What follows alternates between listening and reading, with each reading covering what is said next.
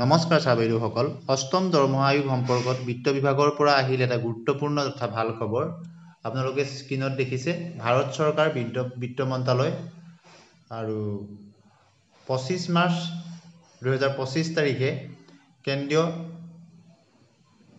বিত্ত আয়োগ সম্পৰ্কত প্ৰশ্ন সোধা হৈছিলে আৰু প্ৰশ্ন নং আছিলে 2774 আৰু শম্ভুচৰণ পেটেল আৰু শ্ৰী মদন ৰাথোৰে এই প্ৰশ্ন সুধিছিল অষ্টম দৰমহা আয়োগ সম্পৰ্কত আৰু বিত্ত বিভাগৰ পৰা কি উত্তৰ আহিল সকলোখিনি আমি আলোচনা কৰিম।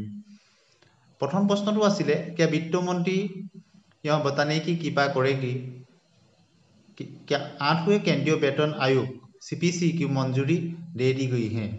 किय वित्त मंत्रालये এই কথা कृपा কৰি জনাবনে যে অষ্টম দৰমহা আয়োগত অনুমোদন জনোৱা হ'লনে।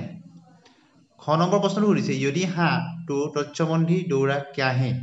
যদি বিত্ত বিভাগে অনুমোদন জনালে তেনেহলে ইয়াৰ কি ব্যৱস্থা গ্ৰহণ কৰা হৈছে। 3 নম্বৰ প্ৰশ্নটো সুধিছে যে 8वें केंद्रीय वेतन आयोग CPC से कितने केंद्रीय कर्मचारियों और पेंशनभोगियों को उपकार होगी। अर्थात অষ্টম দৰমহা আয়োগৰ পৰা কিমান সংখ্যক কেন্দ্ৰীয় কৰ্মচাৰী আৰু পেঞ্চনভোগী অৰ্থাৎ পেঞ্চনাৰ উপকৃত হ'ব তাৰ পৰিসংখ্যা বিচাৰিছে।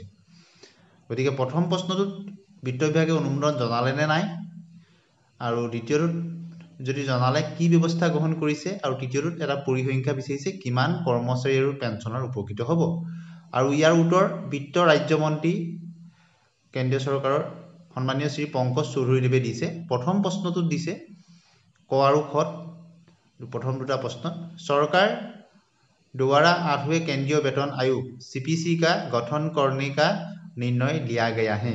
अर्थात सरकारे अष्टम दरमहा आयोग गठনৰ निर्णय ললে বুলি স্পষ্ট ৰূপত দিছে আৰু এটো বিত্ত বিভাগৰ পৰা আহিছে।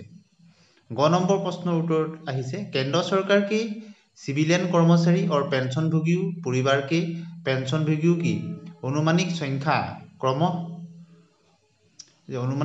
दिছে केंद्रीय सरकारों कर्मचारी और पेंशनार जे 36.58 लाख और तार तारीख तो दिसे 1/3/2025 अनुजाई की स्थिति के अनुसार और 33.91 लाख 31/12/2024 स्थिति अनुसार रक्षा कार्मिक और पेंशनभोगी भी लाभान्वित होगी। रक्षा মন্ত্ৰালয়ত থকা কাৰ্মিক আৰু পেঞ্চনভোগী সকলো ইয়াৰ দ্বাৰা উপকৃত হ'ব।